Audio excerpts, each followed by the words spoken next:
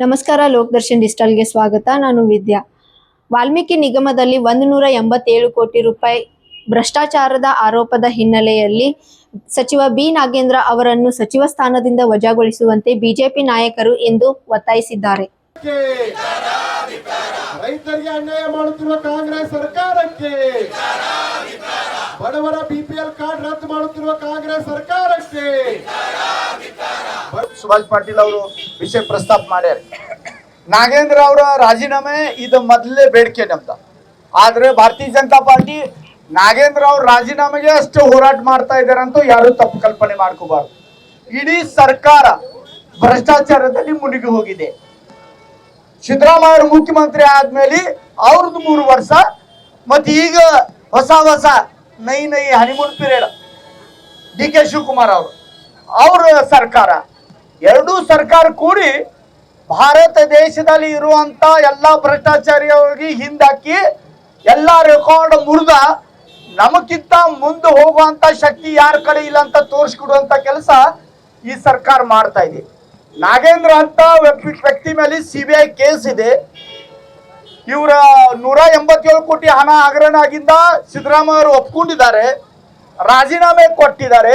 ಮತ್ತು ವಾಪಸ್ ತಗೊಳ್ಳೋ ಅಂತ ಏನು ಕಾರಣ ಅಂತ ನಮಗ ಪ್ರಶ್ನೆ. ಡಿ ಕೆ ಶಿವಕುಮಾರ್ ಅವ್ರದ ಮತ್ತು ನಾಗೇಂದ್ರ ಅವ್ರದ ಇದು ಎಂತ ಲವ್ ಸ್ಟೋರಿ ನಮ್ಗೆ ಅರ್ಥ ಆಗ್ತಾ ಇಲ್ಲ. ತೇರೆ ಬಿನಾ ಜೀನಾ ಪಡೆ ದಿನವೋ ಕಬಿ ಆಯೇನಾ ಅಂತ ಹಾಡ ಅಂತ ಇದ್ದ ಡಿ ಕೆ ಶಿವಕುಮಾರ್. ಮತ್ತು ನಾಗೇಂದ್ರನು ಮೈ ಅವ್ರ ತುಮ್ ಅವ್ರ ಮೈ ದೋನೋ ಮಿಲ್ಕೆ ಇತಿಹಾಸ ರಚಂಗೆ ಅಂತ ಇವರಿಬ್ರು ಕೂಡಿ ಇಡೀ ಭಾರತ ದೇಶದಲ್ಲಿ ಇತಿಹಾಸ ಒಂದು ಇಡ್ತಾ ಇದ್ದಾರೆ ಎಲ್ಲರೂ ಎದುರುಗಡೆ, ಕಣ್ಣರ ಎದುರುಗಡೆ. ಮತ್ತು ವಿಶೇಷವಾಗಿ ಇಲ್ಲಿ ಬೆಳಗಾವಿಯಲ್ಲಿ ನಾವೆಲ್ಲ ಮಾಧ್ಯಮ ಸ್ನೇಹಿತರಿಗೆ ಒಂದು ವಿನಂತಿ ಇದೆ. ಬೆಳಗಾವಿಯಲ್ಲಿ ತಾವು ನೋಡ್ಬೋದು 3.5 ವರ್ಷ ಆಯ್ತು ಏನೇನು ನಡೀತಾ ಇದೆ. ತಹಸೀಲ್ದಾರ್ ಆಫೀಸಲ್ಲಿ ಒಬ್ಬ ಅಧಿಕಾರಿ ಆತ್ಮಹತ್ಯೆ ಮಾಡ್ಕೊತಾನೆ. 5,000 ಕೋಟಿ ಹಣ ಹಗರಣ ಮಾಡಿಂದ ಗೃಹಲಕ್ಷ್ಮಿ ಯೋಜನೆಯಲ್ಲಿ ನಮ್ಮ ಬೆಳಗಾವಿ ಭಾಗದ ಮಾಜಿ ಮಂತ್ರಿ ಅವ್ರಿಗೆ ದೊಡ್ಡ ರಾಷ್ಟ್ರಪತಿ ಪದವಿ ಕೊಡುವಂತ ಒಂದು ಕೆಲಸ ಮಾಡಿದಾರಂತ ಇಡೀ ಬೆಳಗಾವಿ ಜಿಲ್ಲೆ ಅಲ್ಲ ಕರ್ನಾಟಕ ಮಾತಾಡ್ತಾ ಇದೆ. ಅವ್ರ ಅಣ್ಣ, ಅವ್ರ ತಮ್ಮ, ಅವ್ರ ಮಕ್ಕಳ ಬೆಳಗಾವಿ ಜಿಲ್ಲೆಯಲ್ಲಿ ಇರುವಂತ ಪ್ರತಿಯೊಂದು ಆಫೀಸ್ದಲ್ಲಿ ಹಪ್ತ ಹಚ್ಚುವಂತ ಕೆಲಸ ಮಾಡಿದ್ದಾರೆ.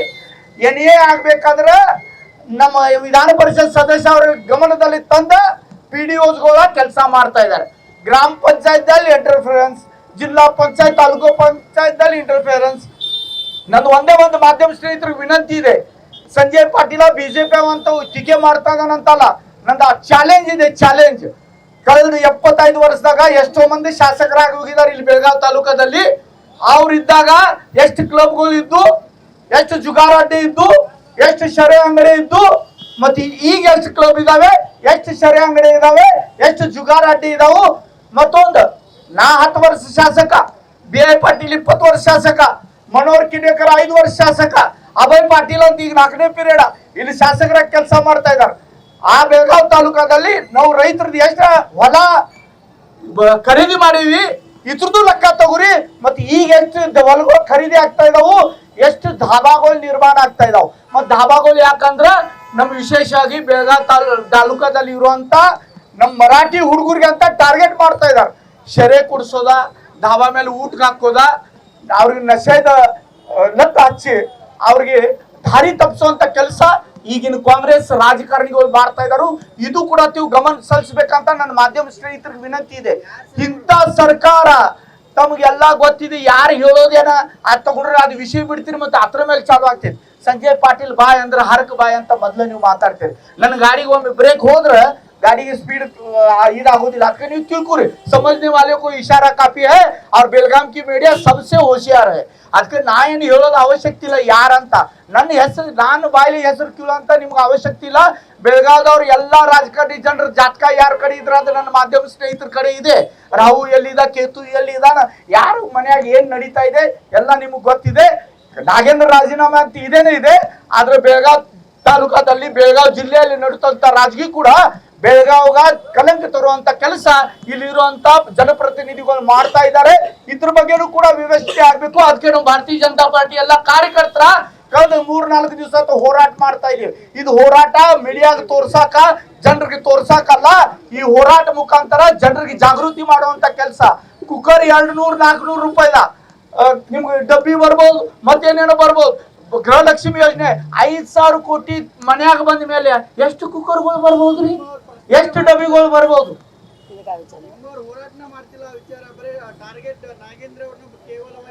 ಈಗ ನಾ ಚಾಲು ಮಾಡ್ನಲ್ಲ ಸರ್, ಸಂಜಯ್ ಪಾಟೀಲ್ ಗಾಡಿ ಈಗ ಪೆಟ್ರೋಲ್ ಹಾಕ್ಯಾನು ಚಾಲು ಆತು. ಈಗ ನೀವು ಚಾಲು ಮಾಡ್ರಾಗ ನಮ್ ಮೊದ್ಲೇ ದಿವಸ ನಮ್ ಇಲ್ಲಿ ಕಾರ್ಯಕರ್ತರು ನಿಂತು ಜೋರ್ ಹೋರಾಟ ಮಾಡಿದಾರ, ಕೇಳಿದಾರ. ಅವ್ರಿಗೂ ಇದು ವಿಷಯ ತಿಳಿಸ್ತೀವಿ. ಇದು ಬೆಳಗಾವದ ಕೆಲಸ ಇದೆ, ನಿಮಗೂ ನಾವು ವಿನಂತಿ ಮಾಡ್ತೇನೆ, ಬೆಳಗಾವ್ ಮೇಲೆ ಅನ್ಯಾಯ ಆಗಬಾರ್ದು. ಬೆಳಗಾವ ಯುವಕರ ನಶೆದಲ್ಲಿ ಇದಾಗಬಾರ್ದು. ಅದಕ್ಕೆ ನೀವು ಕೂಡ ನನಗೆ ಸಹಕರಿಸಂತ ಕೈ ಮುಗಿದು ವಿನಂತಿ ಮಾಡ್ತಾ ಇದ್ದಲ್ಲ.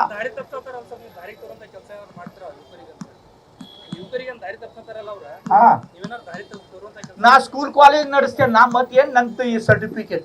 ನಾ ಸರಸ್ವತಿ ಮಂದಿರ್ ನಡೆಸ್ತೇನೆ, ಮಕ್ಕಳಿಗೆ ಎಜುಕೇಶನ್ ಕೊಟ್ಟ ಅವ್ರಿಗೆ ಒಳ್ಳೆ ವ್ಯಕ್ತಿ ಮಾಡುವಂತ ಕೆಲಸ ಭಾರತೀಯ ಜನತಾ ಪಾರ್ಟಿ ಮಾಡ್ತೇನೆ. ದೇಶದ ಸಂಸ್ಕೃತಿ ಸಂಸ್ಕಾರ ಕೊಡುವಂತ ಕೆಲಸ ಬಿಜೆಪಿಯಲ್ಲಿ. ಮತ್ತೆ ಬ್ಯಾಡದ ಕಲ್ಮನ್ ನೋಡ್ರಿ, ಒಂದೇ ಮಾತರಮ ಸೋನಿಯಾ ಗಾಂಧಿ ಬಂದ್ ಮಾಡ ಅಂತ ಹೇಳ್ತಾರೆ. ಇವ್ರು ಹುಟ್ಟಿದ ಜಾಗ ಯಾವ್ದಂತ ತೋರಿಸ್ಕೊಟ್ರ ಅವ್ರ ನಾಡಿನ ಒಂದೇ ಮಾತರಂ ಬಗ್ಗೆ ಗೌರವ ಇಲ್ಲಾಗಿದ್ರ ಅವ್ರದ್ದು ಬಣ್ಣ ತೋರಿಸ್ತಾ ಇದಾರೆ. ನಾವು ಒರಿಜಿನಲ್ ನಾವು ಯಾರಂತ ಇನ್ ನೀವು ಕೂಡ ವಿಚಾರ ಮಾಡ್ಬೇಕು. ಒಂದೇ ಮಾತರಂ ಬಂದ್ ಮಾಡ್ರಿ ಅಂತ ಹೇಳ್ತಾರೆ. ಒಂದೇ ಮಾತರಂ ಹಾಡಲಿಕ್ಕ ಇವ್ರಿಗೆ ನಾಚಿಕೆ. ಅಂದ್ರೆ ಒಂದು ಸಮಾಜ ಮೇಲೆ ಪ್ರೀತಿ ತೋರಿಸ್ಲಿಕ್ಕೆ, ಆದ್ರೆ ಆ ಸಮಾಜ ಜನನು ಏನೋ ಭಾರತ ಬಗ್ಗೆ ಅವ್ರ ಗೌರವ ಇಲ್ಲ ಅಂತಿಲ್ಲ. ಕೋಟ್ಯಾಂತ ಜನ ಇದಾರೆ, ಅವರು ಕೂಡ ಭಾರತ ಮೇಲೆ ಪ್ರೀತಿ ಮಾಡ್ತಾರೆ.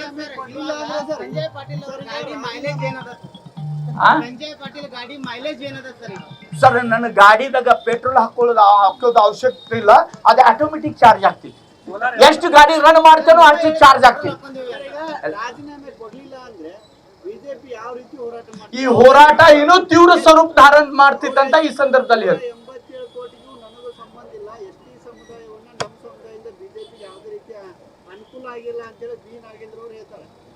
ಸುಳ್ಳು ಮಾತಾಡೋದು. ಡಿಗ್ರಿ ಅವ್ರಿಗೆ DK ಶಿವಕುಮಾರ್ ಅವರು ಯೂನಿವರ್ಸಿಟಿಯಲ್ಲಿ ಸಿಕ್ಕಿದೆ.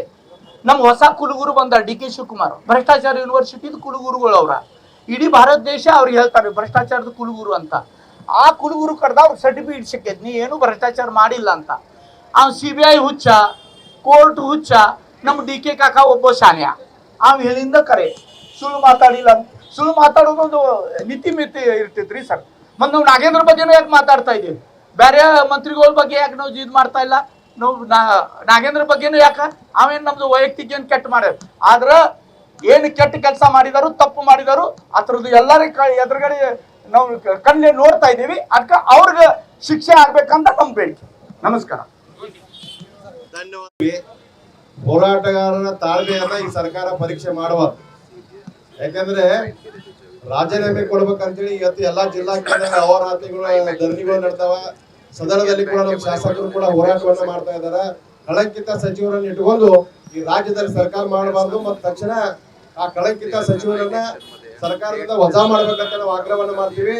ಅವರ ಎಚ್ಚೆತ್ತುಕೊಂಡು ಇವತ್ತ ಆ ಕಳಂಕಿತ ಸಚಿವರನ್ನು ವಜಾ ಮಾಡಿಲ್ಲ ಅಂದ್ರೆ ನಾಳೆಯಿಂದ ನಮ್ಮ ಉಗ್ರವಾದಂತಹ ಹೋರಾಟಗಳು ಪ್ರಾರಂಭವಾಗ್ತಾವ. ರಸ್ತೆ ತಡೆ ಇರ್ಬೋದು, ಜಿಲ್ಲಾಧಿಕಾರಿಗಳ ಕಚೇರಿಗೆ ಮುತ್ತಿಗೆ ಹಾಕುವಂತ ಕಾರ್ಯಕ್ರಮ ಇರ್ಬೋದು, ಪರಕೆ ಸೇವೆ, ಸರ್ಕಾರಕ್ಕೆ ಪರಕೆ ಸೇವೆ ಕೊಡುವಂತ ಹೋರಾಟಗಳು ಇಲ್ಲಿ ಪ್ರಾರಂಭ ಆಗ್ತಾ ಇದ್ದಾವ. ದಯಮಾಡಿ ಈ ನಾಡಿನ ಮುಖ್ಯಮಂತ್ರಿಗಳು ಹೋರಾಟಗಾರರ ಸಹನೆ ಮತ್ತು ತಾಳ್ಮೆಯನ್ನ ಪರೀಕ್ಷೆ ಮಾಡಬಾರದು ಅನ್ನುವಂತ ಮಾತನ್ನ ಈ ಸರ್ಕಾರಕ್ಕೆ, ಈ ಮುಖ್ಯಮಂತ್ರಿಗೆ ಎಚ್ಚರಿಕೆ ಕೊಡ್ತಾ ಇದ್ದೇವೆ. ತಕ್ಷಣ ಬಿ ನಾಗೇಂದ್ರನ ಸಚಿವ ಸಂಪುಟದಿಂದ ವಜಾ ಮಾಡಬೇಕು, ಇಲ್ಲ ಕಿತ್ತು ಹಾಕ್ಬೇಕಂತೇಳಿ ಭಾರತೀಯ ಜನತಾ ಪಾರ್ಟಿ ಆಗ್ರಹವನ್ನ ಮಾಡ್ತದೆ. ಸಂಜಯ್ ಪಾಟೀಲ್ ಕೂಡ ಒಂದೆರಡು ಮಾತು ಮಾತಾಡ್ತಾರೆ. ಅಹೋರಾತ್ರಿ ಧರಣಿ ಯಶಸ್ವಿ 3ನೆಯ ದಿವಸ ಕಾಲಿಟ್ಟಿದೆ. ನಮ್ಮ ಜಿಲ್ಲಾ ಅಧ್ಯಕ್ಷರ, ಇಬ್ಬರು ಜಿಲ್ಲಾ ಅಧ್ಯಕ್ಷರ ನೇತೃತ್ವದಲ್ಲಿ ಬಹುತೇಕ ಬಹಳ ದಿವಸಗಳ ನಂತರ ಇಷ್ಟೊಂದು ಉಗ್ರವಾಗಿರುವಂಥ ಹೋರಾಟ, ಅಹೋರಾತ್ರಿ ಹೋರಾಟ ಬಹಳ ವ್ಯವಸ್ಥಿತ ರೀತಿಯಲ್ಲಿ, ಶಾಂತ ರೀತಿಯಲ್ಲಿ ಮಾಡ್ತಾ ಇರುವಂಥ ಎಲ್ಲ ನನ್ನ ಕಾರ್ಯಕರ್ತರಿಗೆ ನಾನು ಅಭಿನಂದನೆಗಳನ್ನು ಈ ಸಂದರ್ಭದಲ್ಲಿ ಸಲ್ಲಿಸಲಿಕ್ಕೆ ಇಚ್ಛಪಡ್ತಾ ಇದ್ದೇನೆ. ಬಹುತೇಕ DK ಶಿವಕುಮಾರ್ ಅವರು ಎಚ್ಚೆತ್ತುಕೊಳ್ಬೇಕು, ಕಾಂಗ್ರೆಸ್ ಸರ್ಕಾರ ಎಚ್ಚೆತ್ತುಕೊಳ್ಬೇಕು. ಯಾವ ST ಸಮುದಾಯದ ಹಣವನ್ನು 187 ಕೋಟಿ ರೂಪಾಯಿಗಳನ್ನು ಕರಪ್ಷನ್ ಮಾಡಿರುವಂಥ ನಾಗೇಂದ್ರ ಅವರನ್ನ ತುರ್ತಾಗಿ ಕೈ ಬಿಡಬೇಕು. ಇಲ್ಲದೇ ಇದ್ರೆ ಈ ರೀತಿಯಾಗಿರುವಂಥ ಅಹೋರಾತ್ರಿ ಧರಣಿ ಬಹುತೇಕ ಇದು ಇಡೀ ರಾಜ್ಯದಲ್ಲಿ ಪ್ರಾರಂಭವಾಗಿದೆ. ಅದು ತಾಲೂಕಾ ಲೆವೆಲ್ಗೂ ಹಬ್ಬುತ್ತೆ, ಹಳ್ಳಿಗೂ ಹಬ್ಬುತ್ತೆ ಅನ್ನುವಂಥ ಒಂದು ಎಚ್ಚರಿಕೆಯ ಮಾತನ್ನು ನಾನು ಈ ಸಂದರ್ಭದಲ್ಲಿ ಹೇಳಲಿಕ್ಕೆ ಇಚ್ಛಪಡ್ತಾ ಇದ್ದೇನೆ. ಕರ್ನಾಟಕ ರಾಜ್ಯ ಒಂದು ಮೌಲ್ಯಾಧಾರಿತ ರಾಜಕಾರಣಕ್ಕೆ ಹೆಸರುವಾಸಿಯಾಗಿರುವಂಥದ್ದು. ಅಂಥದ್ರಲ್ಲಿ ಯಾವ ಸಿದ್ದರಾಮಯ್ಯನವರು 2024ರಲ್ಲಿ ಅವರು ಮುಖ್ಯಮಂತ್ರಿಗಳಾಗಿದ್ದಾಗ ಈ ರೀತಿಯಾಗಿ ಒಂದು ಆಪಾದನೆ ಬಂದಾಗ ಅದು ವಾಲ್ಮೀಕಿ ನಿಗಮ, ಇಟ್ ಈಸ್ ಎ ನಿಗಮ run by the government of Karnataka, ಅದು ನಾಗೇಂದ್ರ ಅವರ ಮಿನಿಸ್ಟ್ರಿಯ ಕೆಳಗಡೆ ಬರ್ತಾ ಇತ್ತು. ST ಸಮುದಾಯದ ಹಣವನ್ನು ಆನ್ಲೈನ್ 187 ಕೋಟಿ ರೂಪಾಯಿಗಳನ್ನು ವರ್ಗಾವಣೆ ಮಾಡಿರುವಂಥದ್ದು ಒಂದು ಐತಿಹಾಸಿಕ ಒಂದು ಕಪ್ಪು ಚುಕ್ಕೆ ಕರ್ನಾಟಕ ರಾಜ್ಯ ಒಂದು ರಾಜಕೀಯ ಇತಿಹಾಸದಲ್ಲಿ. ಈ ಒಂದು ವಿಚಾರವನ್ನು ತೆಗೆದುಕೊಂಡು 2024ರಲ್ಲಿ ನಾವು ಹೋರಾಟ ಮಾಡಿದಾಗ ಮುಖ್ಯಮಂತ್ರಿಗಳಾಗಿದ್ದಂಥ ಸಿದ್ದರಾಮಯ್ಯನವರು it is prima facie appears to be true ಅಂತ ತಿಳ್ಕೊಂಡು ಯಾವುದೇ ಮುಲಾಜಿಲ್ಲದೆ ಅವರ ಒಂದು ರಾಜೀನಾಮೆಯನ್ನು ತೆಗೆದುಕೊಂಡಿದ್ರು. ಅದರ ನಂತರದಲ್ಲಿ ಇನ್ವೆಸ್ಟಿಗೇಷನ್ ಪ್ರಾರಂಭವಾಯಿತು. ED ರೇಡ್ಗಳಾದವು, ಇನ್ವೆಸ್ಟಿಗೇಷನ್ ಚಾಲೂ ಆಗಿ ಚಾರ್ಜ್ ಶೀಟ್ಗಳನ್ನು ಹಾಕಿದ್ದಾರೆ. ಇವತ್ತು ಕೋರ್ಟು ಮುಂದೆ ಈ ಮ್ಯಾಟರ್ ಪೆಂಡಿಂಗ್ ಇದೆ. And Shri Nagendra is facing not less than 42 criminal cases in all the cases, mostly corruption cases and under the Indian penal code ಎಲ್ಲ ನಮೂನೆಯ ಕ್ರಿಮಿನಲ್ ಚಾರ್ಜಸ್ ಅನ್ನು ಅವರು ಎದುರುಗಡ್ತಾ ಇದ್ದಾರೆ. ನಾನು ಒಂದು ಮಾತನ್ನು ಕೇಳಲಿಕ್ಕೆ ಇಚ್ಛಪಡ್ತಾ ಇದ್ದೇನೆ. ಕರ್ನಾಟಕ ಸರ್ಕಾರ ನಿಮ್ದೆ, ನಿಗಮ ನಿಮ್ದೆ, ವಾಲ್ಮೀಕಿ ನಿಗಮ ನಿಮ್ದೆ. ಹಣ ಲೂಟಿ ಆಗಿರುವಂಥದ್ದು ಕರ್ನಾಟಕ ರಾಜ್ಯ ಖಜಾನೆಯಿಂದ ಲೂಟಿಯಾಗಿದೆ. ಅವರನ್ನು ಮಂತ್ರಿಗಳನ್ನಾಗಿ ಮಾಡ್ತಾ ಇದ್ದೀರಿ. ಆರೋಪಿಯು ನಿಮ್ಮವರೇ, ಸಾಕ್ಷಿಗಳು ನಿಮ್ಮವರೇ, ಹಣ ಸರ್ಕಾರದ್ದು, ಇನ್ವೆಸ್ಟಿಗೇಷನ್ ಮಾಡುವಂಥವ್ರು ನಿಮ್ಮವರೇ. ಇಂಥದ್ರಲ್ಲಿ ಆರೋಪಿನೂ ನೀವೇ, ಸಾಕ್ಷಿಗಳೂ ನೀವೇ, ತೀರ್ಪು ಕೊಡೋರು ನೀವೇ ಅಂದಾಗ ನ್ಯಾಯ ಹೇಗೆ ಸಿಗುತ್ತೆ ಅನ್ನುವಂಥ ಮಾತನ್ನು ಈ ಸಂದರ್ಭದಲ್ಲಿ ನಾನು ಇಡೀ ಜನತೆ ಇದನ್ನು ಕೇಳ್ತಾ ಇದ್ದಾರೆ. ಆದ್ದರಿಂದ ಈ ವಿಷಯದಲ್ಲಿ ಸುಪ್ರೀಂ ಕೋರ್ಟ್ನವರು ಬಹಳ ಸ್ಪಷ್ಟವಾದ ಒಂದು ಚಿಂತನೆಯನ್ನು ಕೊಟ್ಟಿದ್ದಾರೆ. whenever a person is tainted with criminal corruption, serious charges of any government department, he is not supposed to be inducted, he is not supposed to be taken into cabinet. ಅದನ್ನು ಕೊಟ್ಟು ಬಿಟ್ರೆ ನ್ಯಾಯ ಸಿಗೋಲ್ಲ ಅನ್ನುವಂಥ ಮಾತನ್ನು ಹೇಳಿದ್ದಾರೆ. ಆದ್ದರಿಂದ ಮುಖ್ಯಮಂತ್ರಿಗಳು ಎಚ್ಚೆತ್ತುಕೊಳ್ಬೇಕು, ಎಚ್ಚೆತ್ತುಕೊಂಡು ಅವರನ್ನ ರಾಜೀನಾಮೆಯನ್ನು ಪಡಿಬೇಕು. ಇಲ್ಲದೆ ಇದ್ರೆ ಈ ಉಗ್ರ ಹೋರಾಟ ಇನ್ನೂ ನಡೆಯುತ್ತೆ ಅನ್ನುವಂಥ ಮಾತನ್ನ ಈ ಸಂದರ್ಭದಲ್ಲಿ ನಾನು ಹೇಳಲಿಕ್ಕೆ ಇಚ್ಛಪಡ್ತಾ ಇದ್ದೇನೆ. ಸಚಿವ ಬಿ ನಾಗೇಂದ್ರ ಅವರನ್ನು ಕೂಡಲೇ ಸಚಿವ ಸ್ಥಾನದಿಂದ ವಜಾಗೊಳಿಸದಿದ್ದರೆ ಉಗ್ರ ಹೋರಾಟ ನಡೆಸುವುದಾಗಿ ಬಿಜೆಪಿ ನಾಯಕರು ಎಚ್ಚರಿಕೆ ನೀಡಿದ್ದಾರೆ. ಈ ಕುರಿತು ಸರ್ಕಾರದ ಪ್ರತಿಕ್ರಿಯೆಗೆ ಕಾದು ನೋಡಬೇಕಿದೆ.